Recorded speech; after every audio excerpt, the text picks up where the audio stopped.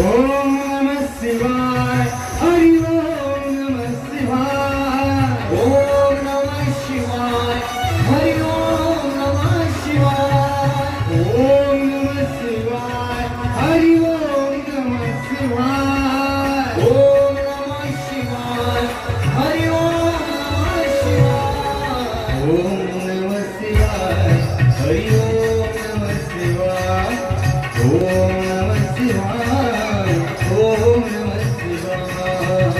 ओम नमः शिवाय हरि ओम नमः शिवाय ओम नमः शिवाय हरि ओम नमः शिवाय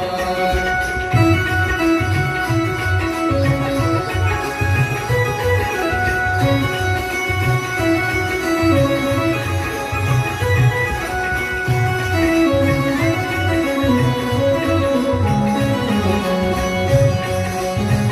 नमः शिवाय हरि ओम नमः शिवाय ओम नमः शिवाय हरि ओम नमः शिवाय ओम नमः शिवाय हरि ओम नमः शिवाय ओम नमः शिवाय हरि ओम नमः शिवाय ओम नमः शिवाय ओम नमः शिवाय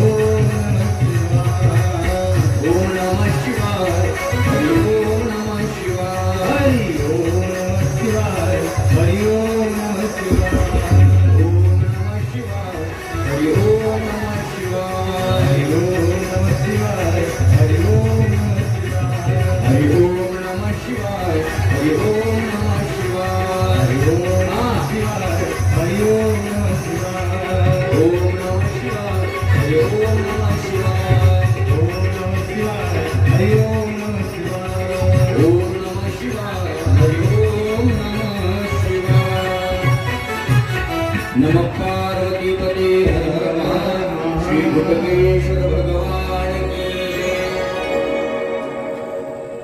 अयंत प्रविश्य मम वाचमिमां प्रसुप्तां संजीवयत्यखिल शक्तिधर स्वधाम्नां अन्यांशहस्तचरण श्रवणत्वगादिं प्राणां नमो भगवते पुरुषाय तुभ्यं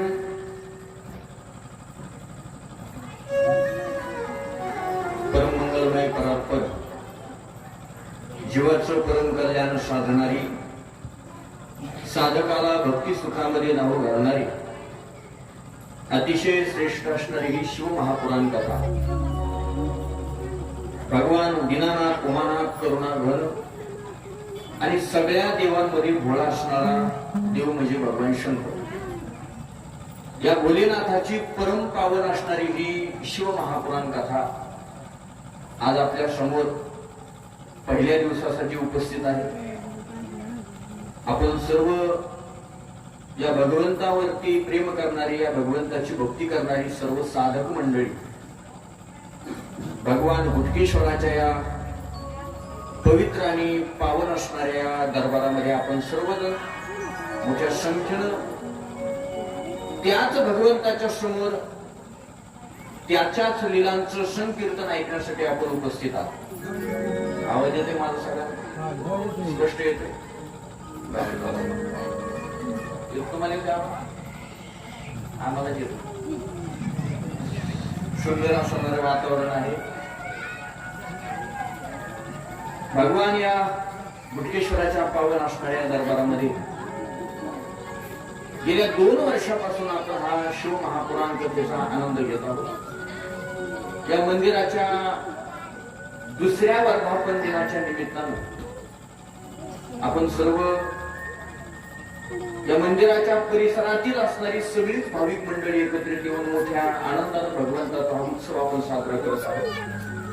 तुमच्या या गावामध्ये येण्याचा पहिल्यांदाच योग आहे. ज्यांच्यामुळे येण्याचा योग आहे माझे जीवलग आदरणीय आमचे समाधान भाऊ विचितकर यांच्या संपर्कातून ही शिव महापुराण कथेची सेवा करण्याचं परम भाग्य या भगवंताच्या दारामध्ये माझ्या जीवनामध्ये मला प्राप्त झालेलं आहे. आपण परिसरातील सर्व मोठ्या प्रेमाने श्रद्धेने या कथेच्या श्रवणासाठी येत आहोत. या सेवेसाठी उपस्थित असणारी सगळीच महाराज मंडळी उपस्थित आहेत. आदरणीय आमचे चोपदार आहेत, आदरणीय आमचे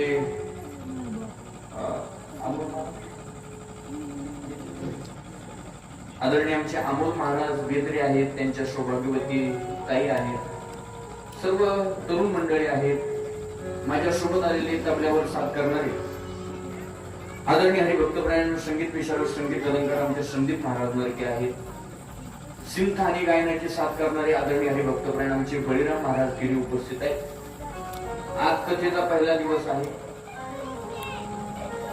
सुरुवात व्हायला जरी उशीर झाला असला तरी संपवायला उशीर लावणार नाही, कारण याच्यानंतर तुम्हाला सगळ्याला जेवायचं, बरोबर? जेवण नसतं तर मग 11 वाजेपर्यंत चाललं असं तरी काही अडचण नव्हतं. पण महाप्रसाद आहे, अन्नदात्याने अन्नदान तयार करून ठेवले आणि मग एवढं सगळं केलेलं अन्नदान हे सगळ्यांपर्यंत पोहोच झालं पाहिजे. तो भगवंताचा प्रसाद आहे, तो प्रत्येकाला भेटला पाहिजे. या उद्देशानं बरोबर 9 वाजेपर्यंत मी कथा करणार आहे, 9 वाजता पूर्ण करणार आहे. आज कथेचा पहिला दिवस आणि पहिला दिवस कथेचा म्हटलं की तुम्ही भागवत करा, तुम्ही शिव महापुराण करा, तुम्ही रामायण करा, तुम्ही देवी भागवत करा, कुठलाही पुराण जर तुमच्या समोर मांडायचं असलं तर आपल्या धर्मशास्त्रामध्ये सगळ्यात अगोदर त्या ग्रंथाचं महात्म्य सांगितलं जातं की जी श्रीमद शिव महापुराण आपल्याला 7 दिवस श्रवण करायचे. हे श्रीमद शिव महापुराण श्रवण करत असताना महाराज आमच्या पदरात काय फायदा पडणार आहे की 7 दिवस नुसतं येऊन ऐकायचे, पंक्ती खाऊन जायच्या आहे, त्याचा काही फायदा तर झाला पाहिजे. मग शिव महापुराण ऐकल्यानंतर काय फायदा आपल्याला भेटणार आहे, आपल्या जीवनात सुख कसं येईल आणि आपल्या जीवनातले दुःख कसे निवारण होतील, काय परिवर्तन आपल्या जीवनात हे शिव महापुराण ऐकल्यानंतर होणार आहे, हे ज्याच्या द्वारा सांगितलं जातं त्याला महात्म्य म्हणतात. पुन्हा कुणाचा उद्धार हे शिव महापुराण ऐकल्यानंतर पुन्हा कुणाचा उद्धार झाला, कुणाच्या जीवनातलं दुःख नाहीसं झालं, कुणाच्या जीवनातला त्रास नाहीसा झाला, की शिव महापुराण ऐकल्यानंतर काय परिवर्तन आपल्या जीवनात होतं हे जर समजून घ्यायचं असेल तर आपल्याला कथेचं महात्म्य ऐकणं फार गरजेचं आहे. जोपर्यंत कथेचं महात्म्य कळत नाही तोपर्यंत ग्रंथ ऐकून सुद्धा फायदा, आणि ग्रंथ ऐकून आपल्या जीवनात सुख मिळालं पाहिजे, दुःख गेलं पाहिजे, त्याच्यासाठी ग्रंथ शिव महापुराण कसं ऐकलं पाहिजे आणि त्या महात्म्यामध्ये जसं सांगितलंय तसं जर तुम्ही ऐकलं तरच त्याचं फळ भेटते, नाही तर फळ भेटत नाही. आपल्याच्या सवडीनुसार ऐकत राहायचं, जसं जमल तसं ऐकायचं, त्याच्यात फळ भेटत नाही. त्याचे काही नियम शास्त्रकारांना सांगितलेले. ज्या भगवान शिव भगवंताचं आपल्याला भोलेनाथाचं महात्म्य श्रवण करायचं, हा भोलेनाथ पिंडीच्या रूपानं आपण का पाहतो? जटाजूट त्यानं धारण केलेले, त्यानं भस्म सर्वांगाला लावलेले, गळ्यामध्ये वासुकी नावाचा शर्क त्यानं धारण केलेला आहे, गजचर्म व्याघ्रांवर परिधान करणारा हा शिव परमात्मा असा का राहतो? बाकीच्या देवतांसारखा तो का राहत नाही? त्यानं मुकुट धारण करावा, चांगला पितांबर घातला पाहिजे. बाकीचं जर आपण श्रीकृष्ण परमात्म्याचं चरित्र ऐकलं, भगवान प्रभू रामचंद्रांचं चरित्र ऐकलं, भगवान विष्णूचं चरित्र ऐकलं की तो परमात्मा किती सुंदर दिसतो. मग हाच देव असा डोंगरात का राहतो? भस्म सर्वांगाला का लावतो? याच्या मागचे सगळे कारण आपण जोपर्यंत जाणून घेत नाही तोपर्यंत आपल्याला भगवान शिवाची यथार्थ भक्ती आपल्याला करता येत नाही. म्हणून भगवान शिव परमात्मा जरी लवकर प्रसन्न होणारा असला पण त्याला प्रसन्न करण्याचा मार्ग आपल्याला कळाला पाहिजे. मला सांगा, पंढरपूरला जायला तुमच्याकडे 2 मार्ग आहेत. एक तर तुम्ही टेंभुर्णी मार्गे गेला, नाही तर कुर्डुवाडी मार्गे जा. जर तुम्ही म्हटले आम्हाला टेंभुर्णी मार्गे जायचं नाही, कुर्डुवाडी मार्गे जायचं नाही, मग कोणत्या मार्गे जायचं? तुम्ही म्हणाल आम्हाला अगोदर सोलापूरला जायचं मग पंढरपूरला जायचं. असं चालत नाही. जो मार्ग नियमित घालून गेलेला आहे त्या मार्गाने जर गेले तरच पंढरपूरला जातात, नाही तर पंढरपूरला जाता येत नाही. तसं भगवान शिव परमात्मा प्रसन्न व्हावा, थोडा आवाज कमी असला तरी चालतो, भणकलं नाही पाहिजे, स्पष्ट आवाज आला पाहिजे, थोडा कमी करा. हॅलो, हरी असू दे. म्हणून त्या शिव परमात्म्याची ओळख आपल्याला होणं अगोदर गरजेचं आहे, तर भक्ती करू उपाय. नाही तर ज्या देवाची भक्ती चालली त्या देवाची जर ओळखच आपल्याला होत नसेल तर भक्ती तरी आपण कशी करायची?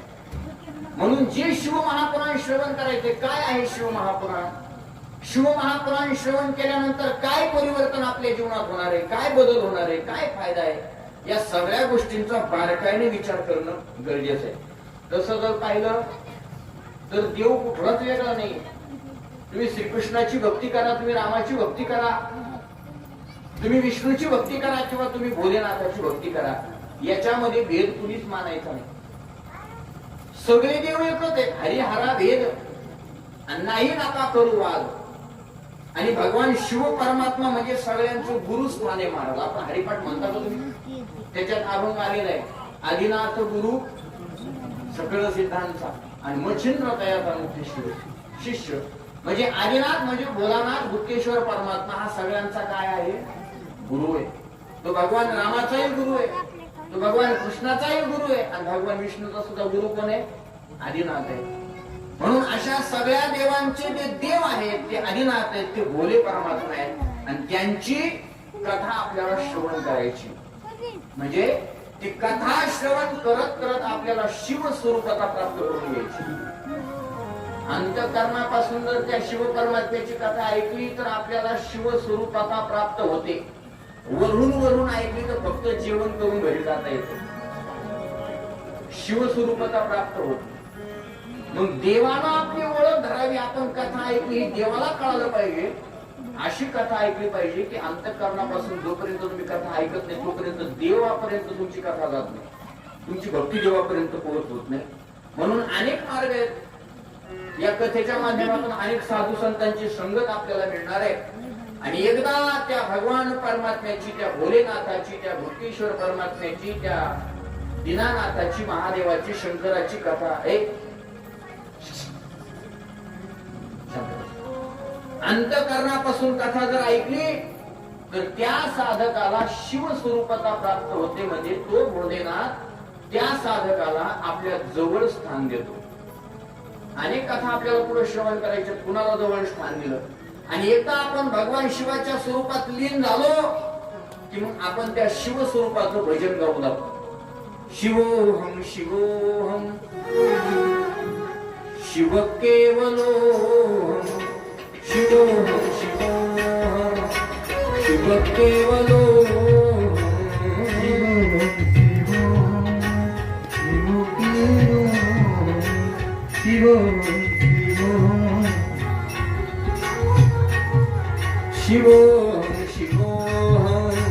शिव केवलोहम शिवोहम शिवोहम शिव केवलोहम शिवोहम शिवोहम शिव केवलोहम शिवोहम शिवोहम शिव केवलोहम नित्योहम शुद्धोहम बुद्धोहम मुक्तोहम नित्योहम शुद्धोहम बुद्धोहम मुक्तोहम शिवोहम शिवोहम शिव केवलोहम शिवोहम शिवोहम शिव केवलोहम शिवोहम शिवोहम शिव केवलोहम शिवोहम शिवोहम शिव केवलोहम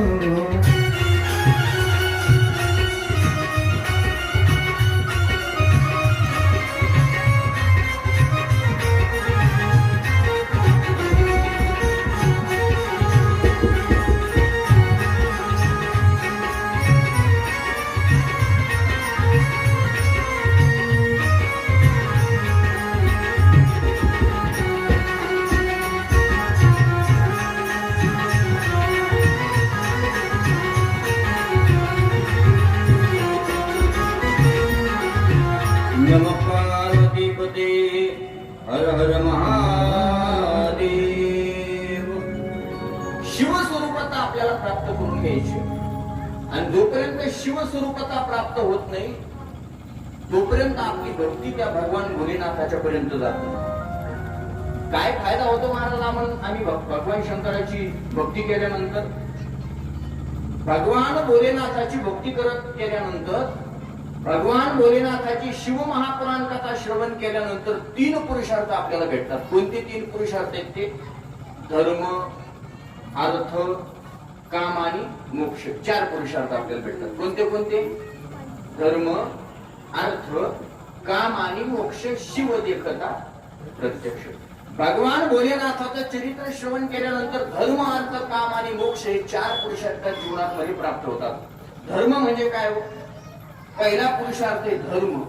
माणसाचं जीवन हे धर्माला अनुसरून असलं पाहिजे.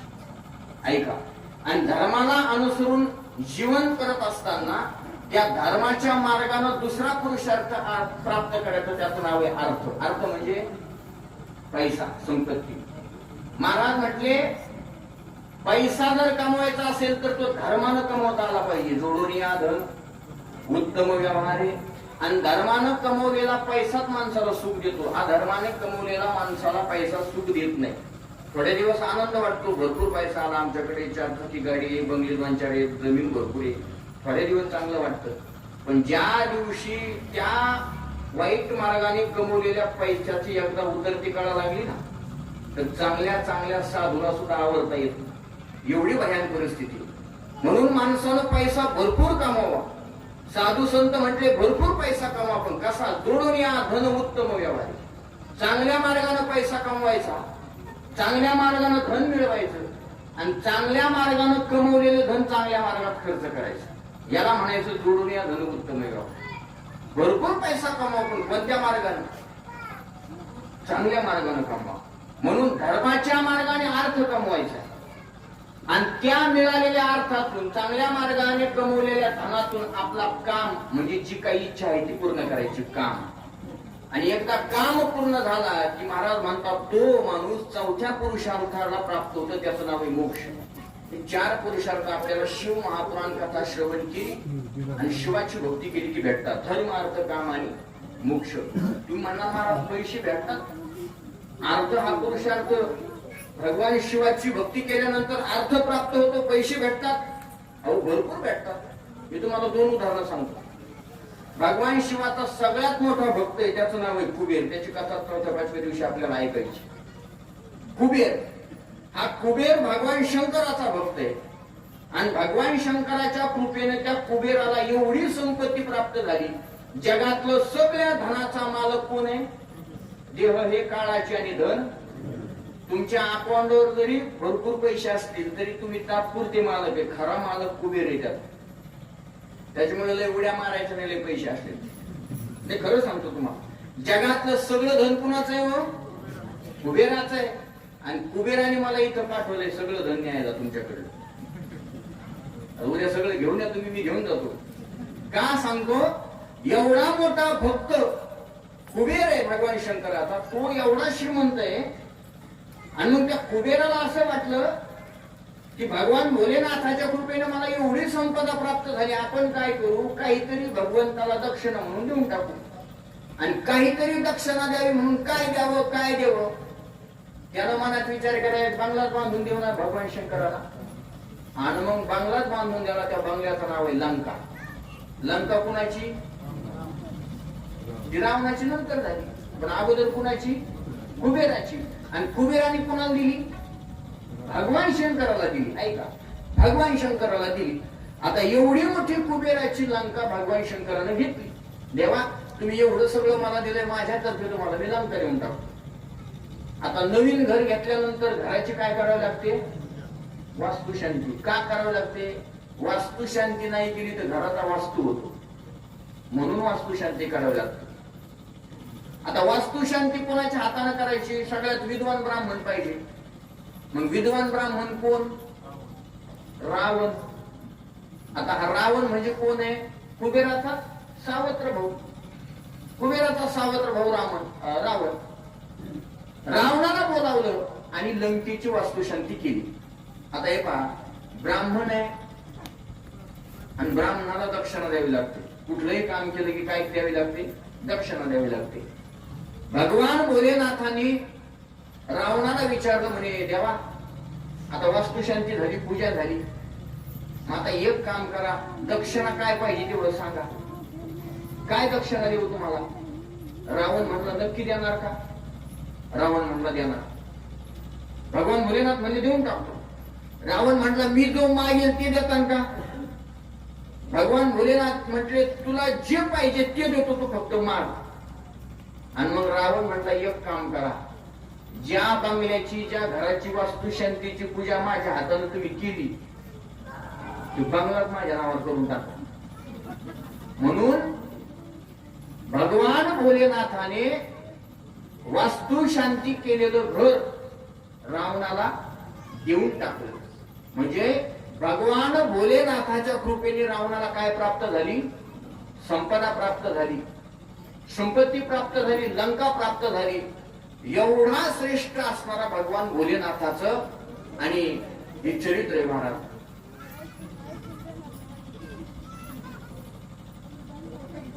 लुचपंटात होते उद्या तेवढं सगळं. ओम नमः शिवाय, हर हर बोले नमः शिवाय. बोला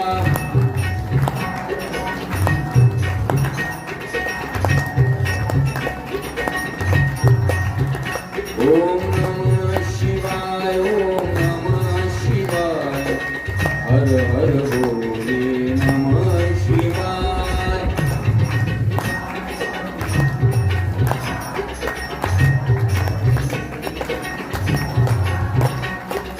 नमः शिवाय, ओम नमः शिवाय, हर हर बोले नमः शिवाय.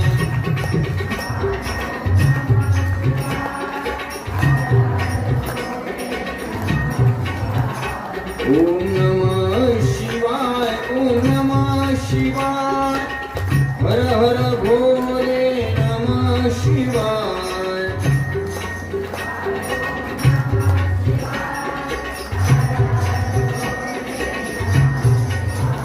ओम नमः शिवाय, ओम नमः शिवाय, हर हर भोले नमः शिवाय.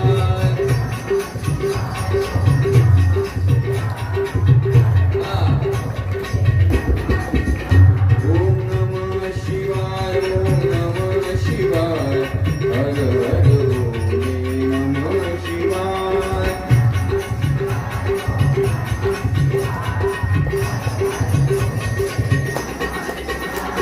नमः पार्वती पते, हर हर महादेव.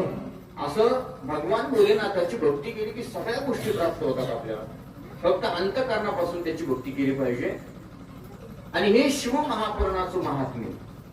जोपर्यंत महात्म्य आपण श्रवण करत नाही तोपर्यंत आपल्याला ग्रंथात प्रवेश करता येत नाही, ग्रंथ कुठलाही असो.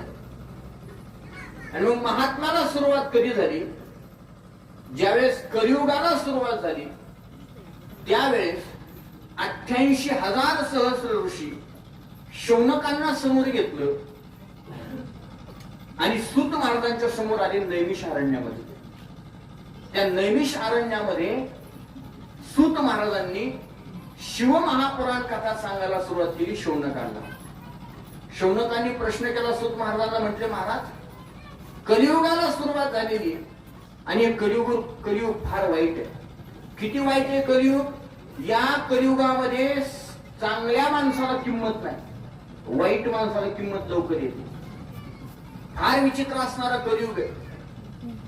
या कलियुगामध्ये काळ असा क्षणोक्षणाला आपली वाट पाहून बसलेला आहे. तो असा टपून बसलेला आहे. जसं एखादा उंदीर बिळात शिरला, तो बोका काय करतो? त्या बिळाच्या बाहेर असं तोंड वासून बसलेला असतो. कशासाठी? कधी एकदा उंदीर बिळाच्या बाहेर येतो, मी त्याला कधी उचलतो. हे कोणाच्या डोक्यात असतं? बोक्याच्या डोक्यात असतो. आणि असा काळ प्रत्येक माणसाला असा टपून बसलेला आहे. घडी घडी काळ वाट याची आहे आणि अजून किती आहे अवकाश. एवढा विचित्र असणारा काळ. आणि या काळाच्या तडाखात सर्वसामान्य जीव सापडतोय. आणि असा काळ वरती टपून बसलेला असून सुद्धा या कलियुगामध्ये बरीचशी अशी काही माणसं आहेत की ती भक्ती करत नाही. एवढा काळ आपल्यावर घाला घालण्यासाठी तयार आहे. साधू संतांनी सांगितलं, बाबा हो तो काळ आपल्याला कधी उचलून येण्याची गॅरंटी नाही. म्हणून जोपर्यंत शरीर आहे तोपर्यंत परमार्थ करा, भगवंताची भक्ती करा. तरी लोक करायला तयार नाहीत. काही लोक जवळजवळ निम्म्याच्या पुढे काळ्याच्या तावडीत गेलेले, पण तरी सुद्धा संसारासाठी धट्टे घेतात. ते अजून अजून त्यांच्या अंतःकरणामध्ये भगवंताची प्राप्ती व्हावी, देवाची भक्ती करावी अशी इच्छा नाही. ते अजूनही संसारातच रमलेले. एवढं विचित्र हे कलियुग आहे. आपण ते दृष्टांत पाहतो ना, साप आहे ना, सापानं बेंडकाला गिळलं, बेडूक माहिती, त्या बेडुकाला गिळलं. अर्ध बेडूक सापाच्या तोंडात गेलेलं आहे आणि अर्ध बाहेर.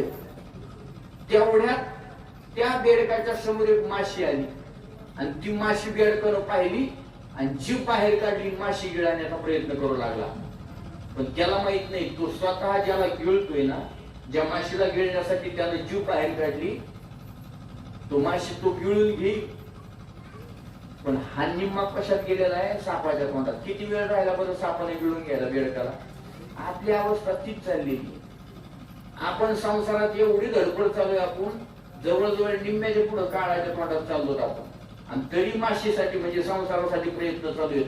परमार्थ करण्याची इच्छा अजून अंतःकरणात. एवढं विचित्र असणार हे कलियुग आहे. आणि या कलियुगामध्ये मानवी जीवनाचं जर कल्याण साधून घ्यायचं असेल तर काय केलं पाहिजे, असा प्रश्न शौनकांनी सूत महाराजांना विचारलेला आहे. आणि मग सूत महाराज सांगू लागले, ऐका, या कलियुगामध्ये मानवी जीवनाचं जर कल्याण करून घ्यायचं असेल, मानवी जीवनाची जर सार्थकता करून घ्यायची असेल, तर या कलियुगामध्ये एकच साधन आहे, त्याला म्हणायचं शिवमहापुराण कथा. ही शिवमहापुराण कथा जर श्रवण केली तर भगवान भोलेनाथाची कृपा होते आणि यमाच्या तावडीतून सुद्धा परत माघारी माणूस येऊ शकतो. मृत्यूच्या दारातून माणूस परत फिरू शकतो. ही ताकद कशाची आहे? शिवमहापुराण कथाची आहे. शौनकांनी हात जोडले सूत महाराजांना आणि नमस्कार केला. म्हटले, महाराज, एवढी ताकद आहे या शिवमहापुराण कथेची? म्हटले, हो, एवढी ताकद आहे. म्हणजे कुणाला यमाच्या तावडीतून कुणाची सुटका झाली शिवमहापुराण कथा ऐकल्यानंतर आम्हाला लवकर सांगा.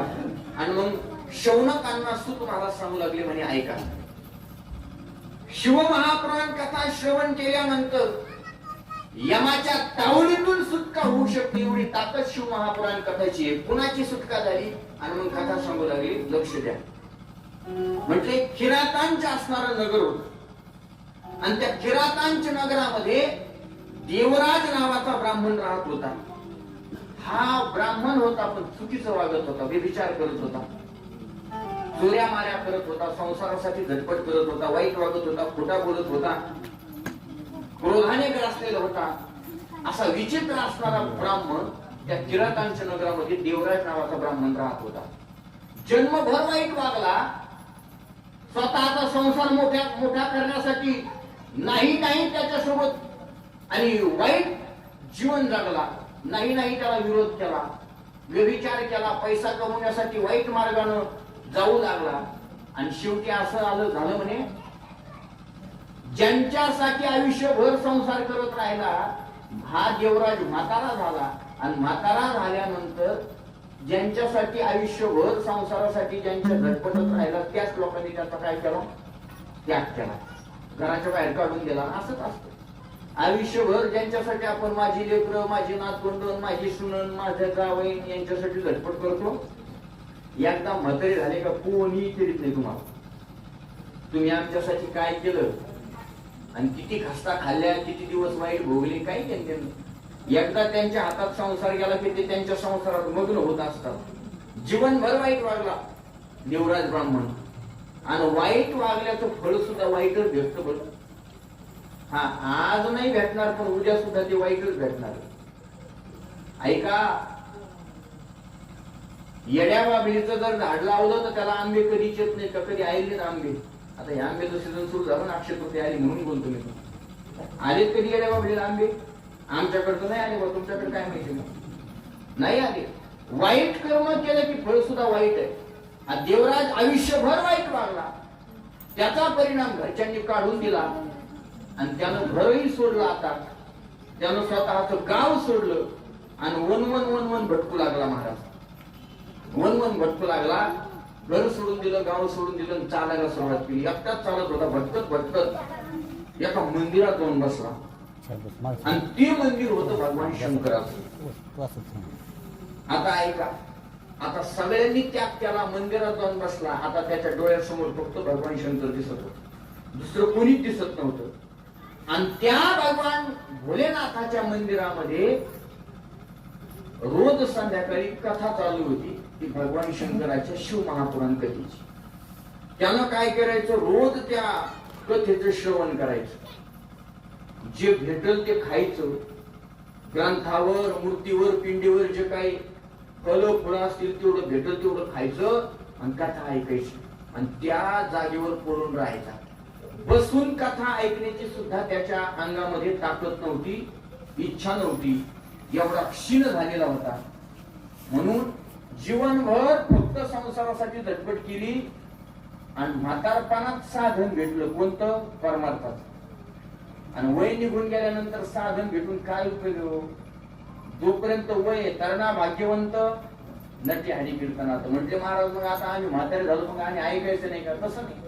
आता मागे झाले पाहू नका आणि पुढे जागी नाही तुका. मागं झालं ते सोडून द्या, पण आता तर सावध व्हा. आतापर्यंत नाही ते संसारासाठी केलं, स्वतःच्या कल्याणासाठी काहीतरी करा.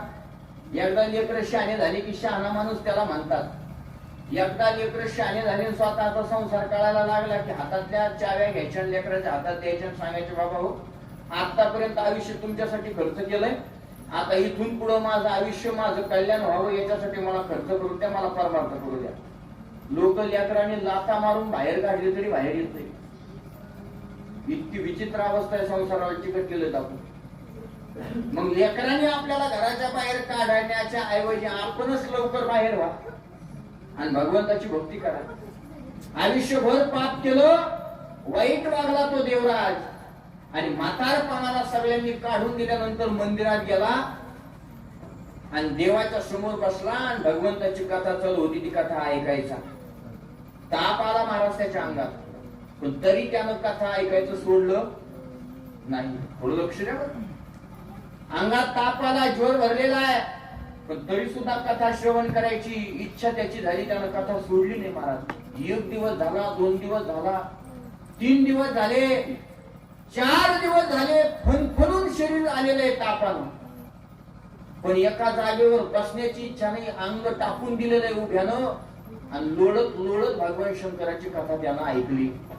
आणि ती कथा ऐकता ऐकता ताप शरीरात आहे आणि त्या तापानच त्याचा मृत्यू झाला, त्याचं मरण आलं महाराज. यमाचे दूत आले आणि त्याला एवढी यमपुरीत नेलं. यमाच्या दूतानं त्याला यमलोकात नेलेलं आहे. देवराज ब्राह्मण गेलेला आहे यमलोकात आणि यमलोकात गेल्यानंतर यमाच्या समोर आता त्याला हजर करायचंय. एवढ्यात काहीतरी गदारोळ त्यांच्या कानावर आला. सगळे भगवान शंकराचे दूत व्याघ्रांबर परिधान केलेले, जटाजूट धारण केलेले धावत आले आणि त्या यमपुरीवरच त्यांनी काय केलं आणि आक्रमण केले. त्या यमाला मारू लागले महाराज, यमदूताला शिवदूत मारू लागले आणि मोठं भांडण सुरू झालं. यमानं विचार केला नेमकं झालं काय. यमानं स्वतः आता आसन सोडलं, धावत जाऊन पाहिलं तर काय यमदूताचे आणि शिवदूताचे काय चालू आहे, भांडण चालू आहे. आता काय केलं पाहिजे. आणि मग यमानं मध्यस्थी केली आणि भांडण मिटवलं. सगळे शिवदूत उंच आसनावर बसवले आणि आता यमानं सगळ्या शिवदूतांची पूजा करायला सुरुवात केली. का यम शिवदूतांची पूजा करतो? का? कारण ते भोलेनाथाचे भगवान शंकराचे दूत आहेत म्हणून. आणि मनात विचार केला या यमानं की हा देवराज म्हणजे कुणी सामान्य नाही.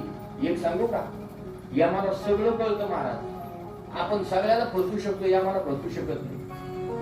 किती मोठा माणूस असला आणि यमाचं लेटर आलं की प्रत्येकाला जावं लागतं. यमाचा निरोप आला रे आला की सगळ्याला जागा सोडून जावं लागतं असं म्हणतात. एकदा काय झालं, गरुडाची आई आजारी पडली. गरुड माहिती, भगवान विष्णूचं वाहन गरुड. गरुडाची आई आजारी पडली आणि भगवान विष्णूकडे यायला गरुडाला थोडा उशीर झाला. आता भगवान विष्णूला पुढे जरी जायचं होतं गडबडीनं, भगवान रागावले, गरुडा का उशीर केलास यायला.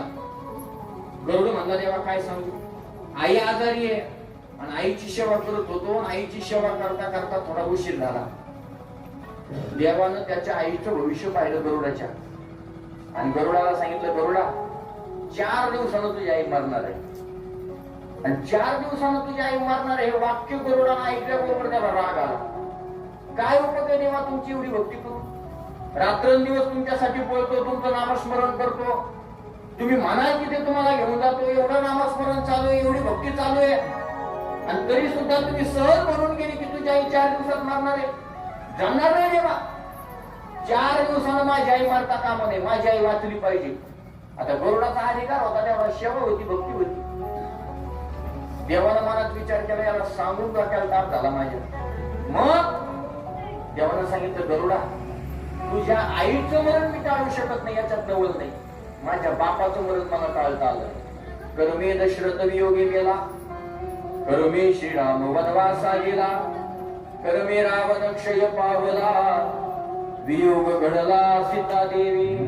प्रत्येकाला मरावं लागतं, तुझी आई मरणार आहे. नाही देवा, आई मरता कामा नाही, आई वाचली पाहिजे. आता काय करावं? गरुड हाताला पेटलेला आहे.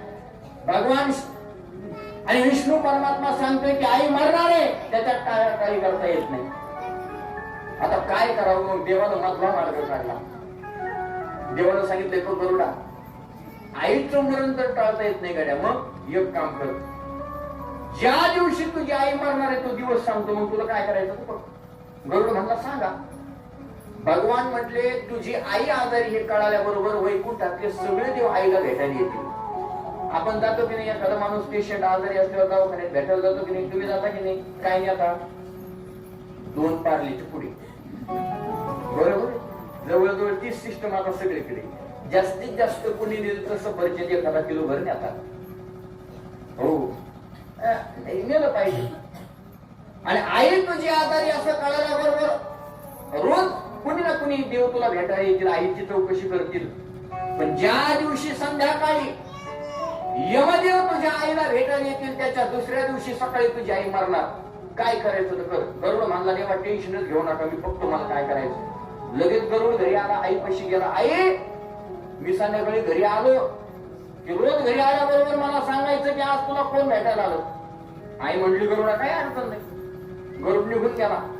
त्याचं दिवसभराचं काम संपलं, संध्याकाळी गरुड घरी आला. आईला ग्लासामध्ये पाणी दिलं आणि गरुडानं विचारलं, आई आज कोण भेटायला आलं? आणि आज कोण भेटायला आला असं म्हटल्याबरोबर आई म्हटली, गरुड आज ब्रह्मदेव भेटायला आले. गरुड म्हणला, आता टेन्शन नाही, कारण टेन्शन कधी आहे? यम आला भेटायला तर. दुसऱ्या दिवशी गरुड घरी आला. आज कोण आला भेटायला? आई. आज इंद्रदेव भेटायला आले, चंद्रदेव आले, वायुदेव आले, अग्निदेव आले, सगळेच येऊन गेले. आणि एक दिवस गरुड घरी आला, ग्लासामध्ये पाणी घेतलं, आईला प्यायला दिलं. आई, आज कोण भेटायला आलो? आणि आज कोण भेटायला आला असं म्हटल्याबरोबर आईनं सहज रोजच्या प्रमाणे सांगितलं की आज यमदेव भेटायला आले. आणि यमदेव भेटायला आले असं म्हटल्याबरोबर गरुडाच्या अंगाला घाम आला, कारण आता उद्या सकाळी आई मरणार. रात्री यमदेव भेटायला आले म्हटल्यावर उद्या आई मरणार आहे. काय करावं? गरुडानं मागचा पुढचा विचार केला नाही. आईला उचललं, खांद्यावर टाकलं आणि उड्डाण घेतली गरुडानं. आणि रात्रभर आकाश मार्गाने गरुडानं आईला खांद्यावर घेऊन प्रवास केला. महाराज, सूर्योदय झाला, सकाळ झाली. गरुडानं मनात विचार केला, आता यम नाही, यमाचा बाप सुद्धा येत नाही आता आईला न्यायला, मग कुठंतरी थांबलं पाहिजे. आकाश मार्गाने चालला होता गरुड. खाली पाहिलं तर खाली एक गुहा होती, त्या गुहेत आपण उतरलो पाहिजे. गरुड आईला घेऊन खाली उतरला आणि खांद्यावरची आई खाली ठेवणार एवढ्याच समोरून यमदेव आले. जय हरी. गरुड म्हणला, तुम्ही बस काही ठेव. ते म्हटले, ते नंतर पाहू, अगोदर मला प्राण घेऊ द्या, वेळ होत चालला. आईला खाली ठेवलं गरुडानं. यमानं यमपाश टाकला आणि यमपाशानं गरुडाच्या आईचा प्राण घेतला. यम निघाला. निघाल्याबरोबर गरुडानं यमाचा हात धरला, सांगितलं, यमदेवा कसं करू नका, तुम्ही इथं कसं काय ते सांगा. आणि मग यम काय सांगतो माहिती? यमानं सांगितलं, गरुडा रात्री तुमच्या घरी आलो आईची तब्येतीची चौकशी करायला. आई आजारी कळवलं. आईच्या तब्येतीची चौकशी केली रात्री आणि यमपुरीला परत आलो. मग सगळे कागदपत्र पाहिले तुमच्या आईची. आणि मग मला कळालं की उद्या सकाळी म्हणजे आज तुमच्या आईचं मरण अमुक अमुक असणाऱ्या अंतरावरच्या या गुहेत आहे. अहो देवा, गरुडा, मी रात्रीच्या गुहेत येऊन बसलो आणि माझ्या डोळ्याला डोळा नाही. रात्रभर विचार करत होतो की एका रात्री तुमच्या इतक्या लांब येणार कशी आणि मी तिला नेणार कशी. आणि गरुड म्हणला जर आईला आणलं नसतं तर यम म्हणला मग म्हातारी मरतच नव्हती. तो आणली म्हणूनच म्हातारी नेली. का सांगतो, यमाला प्रत्येकाचं मरण माहिती, कोण कधी म्हातारे. आपण सहज म्हणतो दुपारी आम्ही पीएमला गेलो, चहा घेतला म्हणे आणि संध्याकाळपर्यंत कोण आला गेले. नवल काहीच नाही. ज्याचं मरण जिथं ठरलेलं तिथे त्याला मरावंच लागणार. जिंदगी एक किराए का घर है, एक ना एक दिन बदलना पड़ेगा. मौत जब तुझको आवाज देगी, घर से बाहर निकलना पड़ेगा. मौत जब तुझको आवाज देगी, घर से बाहर निकलना पड़ेगा. मौत जब तुझको आवाज देगी, घर से बाहर निकलना पड़ेगा. मौत जब तुझको आवाज देगी, घर से बाहर निकलना पड़ेगा. जिंदगी किराए का घर है, एक न एक दिन बदलना पड़ेगा. मौत जब तुझको आवाज देगी, घर से बाहर निकलना पड़ेगा. आवाज देगी, घर से बाहर निकलना पड़ेगा.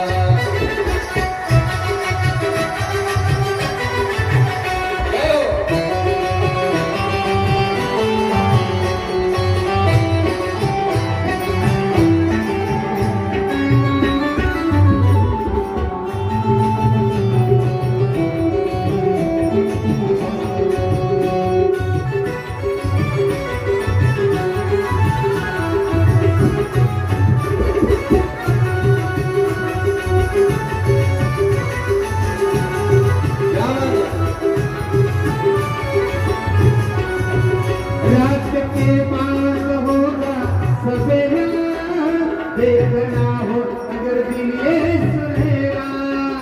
रात के बाद होगा सवेरा, देखना हो अगर दिन ये सुनेगा. पाँव फूलों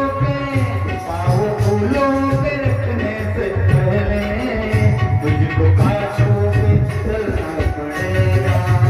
पाँव फूलों पे रखने से पहले तुझको कांटों पे चलना पड़ेगा. मौत जब तुझको आवाज देगी, घर से बाहर निकलना पड़ेगा. मौत जब तुझको आवाज देगी, घर से बाहर निकलना पड़ेगा. सांझ के बाद होगा सवेरा, देखना है अगर दिल सुनहरा. तो पाँव फूलों पे रखने से पहले तुझको कांटों पे चलना पड़ेगा. जिंदगी एक किराए का घर है,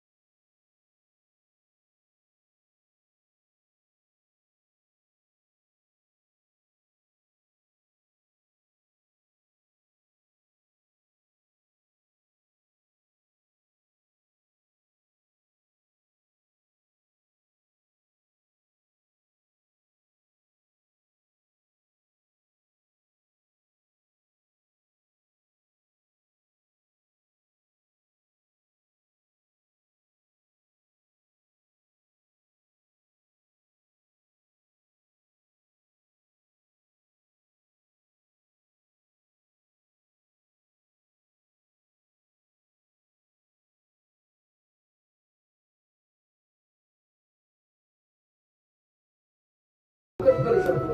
तो पुन्हा आल्यापासून तो खरंही बोलत नाही. केम मध्ये असले का सांगितले सोलापूरला आहे का कोणतरी काम सांगेल कधीतरी आणायचं काहीतरी सांगत म्हणून लोक खोटं बोलतात ना. पण यमाच्या समोर काहीच लपवता येत नाही. यमाच्या समोर आपल्याला खोटंही बोलता येत नाही. एकदा आपली वेळ झाली की यम आपल्याला घेऊन जातो. आणि असंच त्या देवराज ब्राह्मणाचं झालं. यमानं त्याला धरून आणलं आणि यमावर शिवदूतांनी आक्रमण केलं. आणि मग यमाला कळालं की हा देवराज ब्राह्मण आयुष्यभर वाईट वागला. पण मरता मरता मंदिरात बसला आणि अंगात ताप असून सुद्धा त्यानं काय ऐकलं? शिव महापुराण कथा ऐकली. त्याचा परिणाम भगवान शंकराने शिवदूतांना यमलोकात पाठवलं. सांगितलं की माझा भक्त आहे देवराज, आणि त्या देवराज ब्राह्मणाला यमाच्या तावडीतून सोडा आणि शिवलोकात घेऊन या. फक्त कधी? मरता मरता त्याला देवाची आठवण केली. मरता मरता त्याला कोणाची आठवण झाली? कोणाची कथा श्रवण केली त्यानं? भोलेनाथाची. मला सांगा, आयुष्यभर आपल्याकडनं जर परमार्थ घडत नसला, भगवान भोलेनाथाची सेवा घडत नसते, पण कमीत कमी मरता मरता तरी आपल्याला देव आठवला पाहिजे. आयुष्यभर नका संसारात राहू द्या, संसारात राहू नाही देव आठवला आपल्याला, पण मरता मरता तरी देव आठवला पाहिजे. लोकांना मरता मरता सुद्धा काही देव आठवत नाही. लोकांना दुसरंच आठवतंय मरता मरता सुद्धा सध्या, पण देव आठवत नाही. महाराज, एवढी संसाराला चिकटलेली माणसं आहेत आपण. पण संसारातून थोडा वेळ काढून परमार्थासाठी दिला पाहिजे. मरता मरता का होईना पण देवाची आठवण झाली पाहिजे. त्या देवराजाला आठवण झाली. परिणाम असा झालेला आहे, त्याला शिवलोकांनी यमाच्या तावडीतून सोडवलं, विमानामध्ये बसवलं आणि शिवलोकात भगवान शंकरापाशी घेऊन गेले. त्याला कैलासात जाण्याची काय झाली? वेळ त्याच्यावर आली.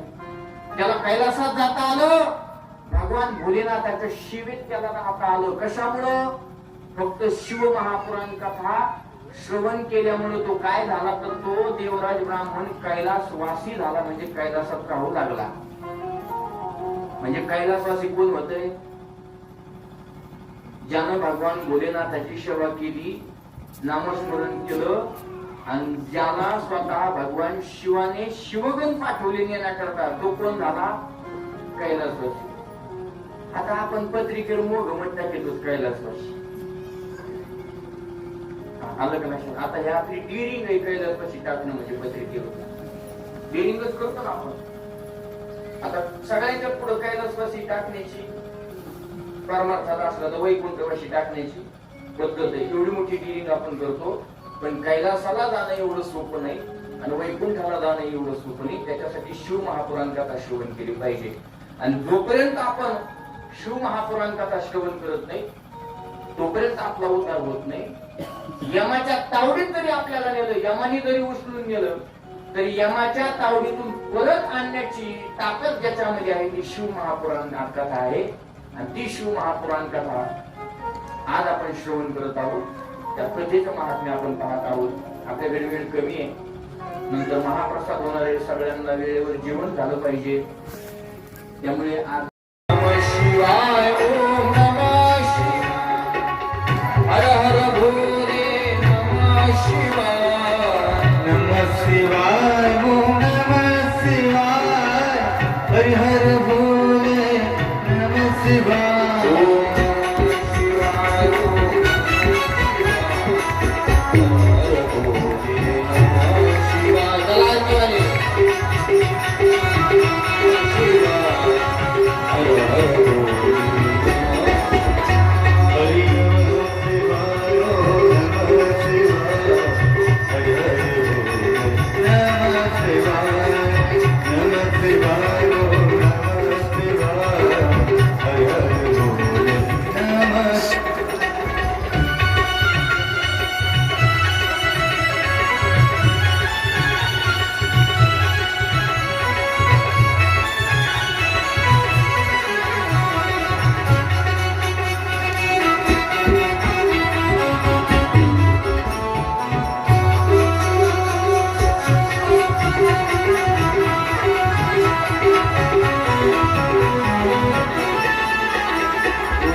नमः शिवाय, ओम नमः